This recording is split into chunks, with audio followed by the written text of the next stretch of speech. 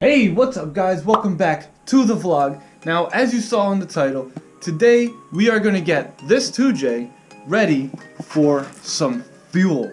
Now, the stock fuel system on the S14s, like the hoses, the fuel lines are way too small in diameter to feed, you know, like 700 horsepower. So I had to go with Dash 8 AN feed lines and Dash 6 return lines, and going all the way from the tank to the engine. So today I'm going to show you guys how to do all of this. These lines I've explained in a previous video are PTFE, which does not let the smell of fuel go through the hose. That way when your garage door is closed for a couple days or a couple weeks, when you go in, it doesn't smell like fuel. And here you can see all the hose fittings that are needed. Well, hopefully it's all of them. Now, my top hat, well, see, this I had to figure out on my own. There was no videos on this whatsoever. So if you guys want to see first time stuff and the mistakes I make so you don't make, or the good things I do so you can follow, make sure you go down and click that subscribe button. And don't forget to click the post notification button. It's right next to it. Click it so you know when I post a video. So I know Powerhouse Racing sells an aluminum top hat.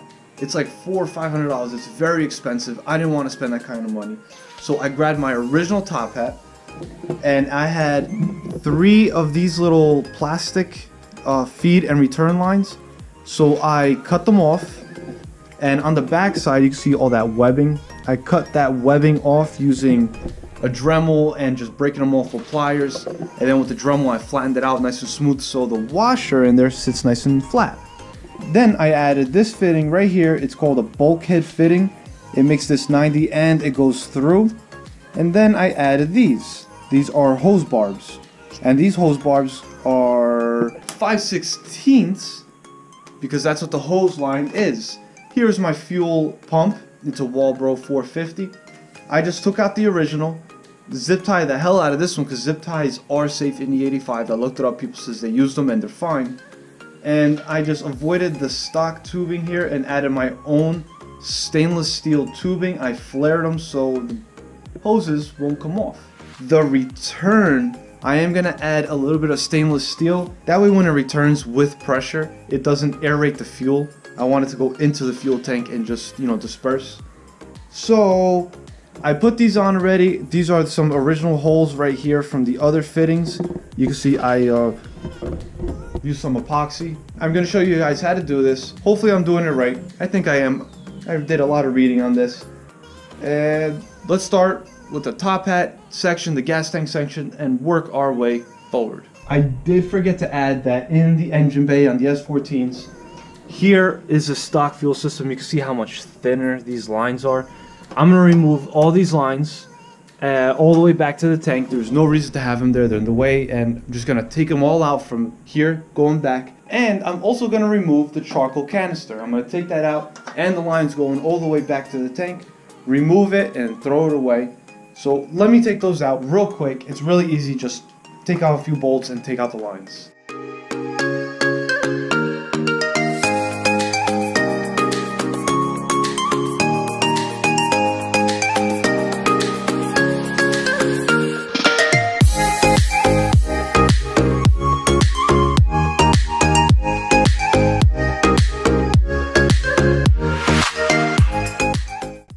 Alright, here we are under the car. There's 4 lines. Hopefully you guys can see them.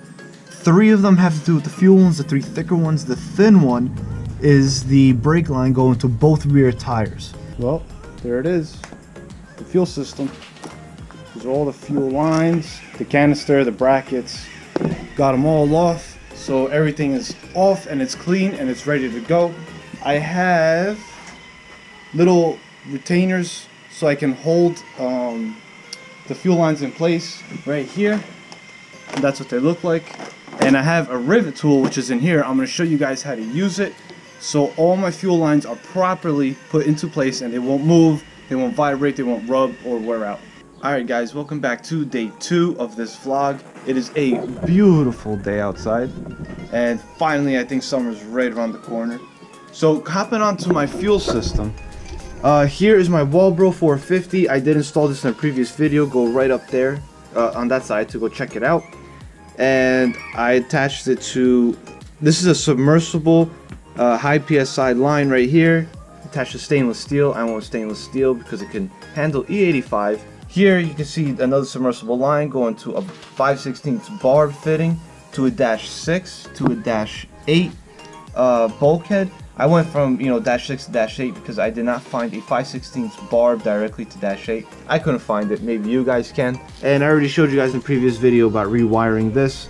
I still do have to rewire the car side. So I'm going to throw all this on, put it in the car. That way I can start, doing all the fat fuel lines with all the million fittings and my Fuel Lab fuel filter. Welcome back, guys, to day 3 of this fuel build. It's been a couple days because I don't really have much time to be doing this stuff because of work and other family stuff comes up. But this is the 3rd day and I want to finish it today. I want to install all the lines. Hopefully I can fish them through alone. I think I hear UPS. Oh man, I had to go running because I have the delivery at a different address across the street because I rent this garage, and almost didn't make it. He was actually walking away because I did have to sign. Got another box. That has to do with my rear drivetrain. Sorry, I had to run over there. I had to deal with my rear drivetrain setup, and it's a whole that Q45 with the 300ZX, and that's for another video. That's gonna be a lot of work right there. I already installed the fuel pump in there. It was a pain in my royal butt, but I was able to slide it in there. Just look at it and slide it back in. It was a pain, but now I am gonna have to push my top hat down here like so. Another video, I'm not gonna do it now. I'm gonna have to change out some of these wires because they are too thin and it doesn't give the proper amperage to the fuel pump. So I got a thicker wires. Shouldn't be too bad. It's actually right here, these wires, one of them, because one is for the fuel pump, the other one is for the fuel gauge. The gauge don't matter. I just got to do the fuel pump, and the battery's gonna go back there. Plug it in, slide it down, put this over, tighten it down, and fuel pump and top hat will be done. And then I have to start fishing the fuel lines. We're gonna have to go that way towards the driver's side, all underneath. The car follows the, not the frame rail because it's a unibody, but whatever, follows the frame rail. Comes out through here and whoop, comes right into the fuel rail. And then right back following the same thing. I put on the top hat, it's right there. I made it face towards the rear of the car because there's more room here. If I made it face this way, the bulkhead is actually above the body. So this way it goes down and to the, my right, whatever, towards the driver's side. Now remember the vent cap, it has to be vented. The gasoline has to be vented because it'll also be overpressurized in the tank, because fuel actually evaporates, I believe, in -45 degrees. It's nowhere -45, it's always above that, so it's always evaporating. That's why if you leave like a cup of gasoline out, after a couple days it'll eventually be gone because it's constantly evaporating. The hotter, the more evaporation. The colder, the slower evaporation is. So the ventilation system, there should be by the gas cap a vent, but if not, I can always just take this little rubber cap off and it'll be vented. I'll just attach a line and down, if I end up having a problem. All right, so now I'm going to start attaching fittings to my -8 line, feed line. That way I can attach it to the bulkhead and route it around the car. So I routed the -8 and -6 lines. It was a little tough doing it alone. It's way easier if you have a helper. One person under the car, one person in the car. But you can see over here, the -8 line, the feed line, is ready to rock and roll. I just gotta push it and screw it down there. The -6, I still gotta pull it some more. The feed line is going to take a fuel filter. Now I got a Fuel Lab -8 6 micron fuel filter. Here it is, pretty badass looking. And let me show you under the car. I'm gonna put them right here next to this rail all the way to the front, and my fuel filter with the brackets will end up going right here, and that's really it. And then the flex fuel sensor will go somewhere up there in the return line. here's the plan. I got the rubber insulated clamp that will fit over the line, right? Close this up, and then I am going to drill a hole the size for these rivet nuts. So drill the hole. I am going to paint the hole, that way any exposed metal won't start rusting. Then I got this. This is my rivet tool. I screw on the rivet, it's on there, stick it in the hole, squeeze, and then eventually it'll do this. I did this as a practice. You can see back here, it created like that little flange. And now, you know, it's gonna look like this. I put the clamp over, and then put the screw that I got, which are right here. And then it gets screwed on and tightened. Now this is the best way to go. The faster and easier way is by getting sheet metal screws or self-tapping screws, and I can just put this right up against the metal and self-tap it right into the steel. But you know, over time it may get loose, it may not, I don't know. This way is the cleaner and more secure way of doing it, so I'm gonna go about it that way.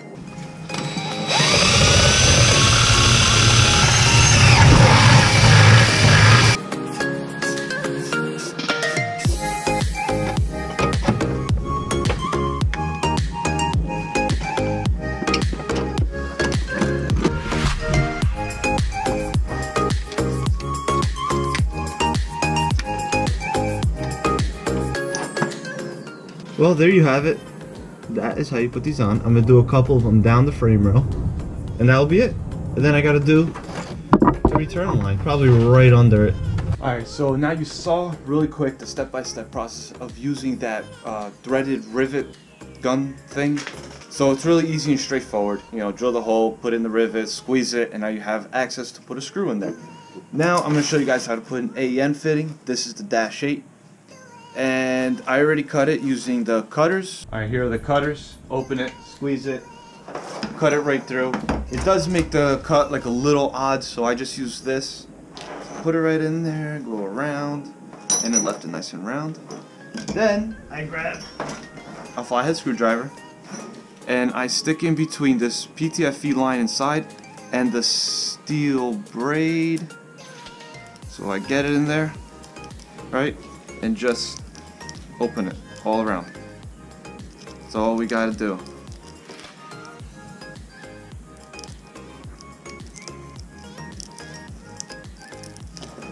So here is the new fitting end hose for this, and I take this part out. See, I'm still getting the hang of this. So what you want to make sure before you flare this, because now I can't put this on. See? And if this end already has something on, I'd be pretty screwed. I would have to just cut this end again, but I don't have this end finished, so I can slip it. See, there we go. Then I'm gonna slide it over. So it goes on like this, and then you have this little flared flange that you put over, and this is the reason why you have to push this away and make sure it's all the way seated until it hits this flange on here. Start tightening her up. The tread started. I can't turn it anymore by hand. Now from here there's two ways.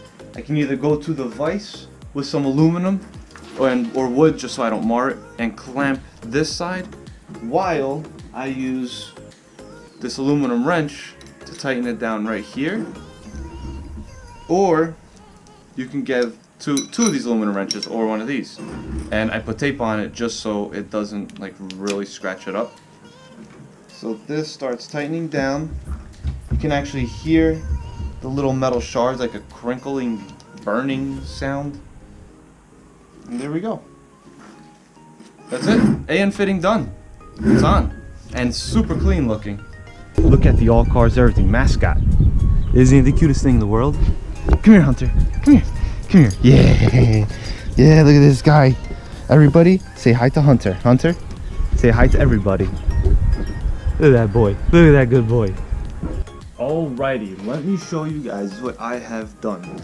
So, in the car, here is the feed and return. They're both connected and done. They're all tidy.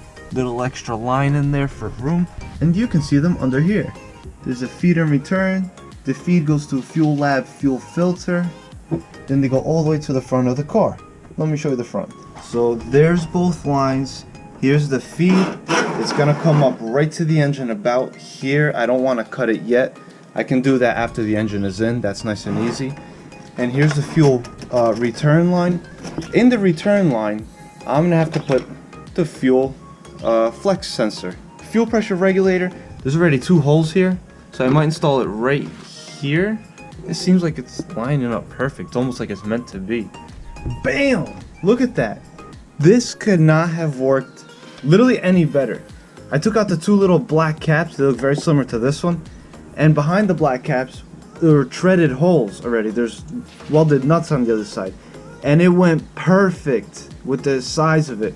I just added these little rubber pieces. I had like a big rubber mat. I just cut out little squares, made a hole in them. That way, when the car is vibrating, this is on its own. I mean, this is like unbelievable. This is awesome. Now I can continue. I'm gonna see if I can add my flex fuel sensor. I want to see if I can add it maybe here. I found a spot for the flex fuel bracket. Boom! Right there. Right on the frame rail over here. That's in place. Nice and solid in there. I can measure this line, cut it to the proper length, and attach another AN fitting, slide it on here. That way this return side is totally done. And then this side, connected from here, followed up right to here. Well guys, that's all I can do for today. I am missing 2 fittings. I need 2 45-degree fittings, one -8 and the other one -6 for the fuel pressure regulator. I know I did not order them because I wasn't sure when it came to like angles. So the 45 will angle this way, go right to the fuel pressure flex fuel sensor. That way it's a nice straight line right to this. I gotta show you this. Look at all these bags. It takes all these bags to do this because you have to order each individual fitting. Like you have to kind of map it out in your head. So anyone can do the fuel system. It's not that hard. It's really easy. Just understand the concept that I showed you guys. You know, it goes from in-tank fuel pump to the top hat, and then the top hat, and even goes with like aftermarket fuel cells. Then from the top hat, the fuel feed to the filter, and then the filter all the way to the fuel rail and injectors. Then after the fuel rail, you want the fuel pressure regulator, right? And that's all going to be -8. That way it can handle 700 plus horses. And then the fuel pressure regulator, that's when I'm going to shrink down the size of the fuel lines to -6. Then it goes from the fuel pressure regulator to the flex fuel sensor, and then from there right back into the tank. That's it guys. Thanks for sticking around. I'm sure you guys have learned a lot on this one. I tried to make it quick and interesting just so you guys aren't bored. So thanks for sticking around. Remember, go down, subscribe, right next to hit that post notification, and remember, work hard, stay humble.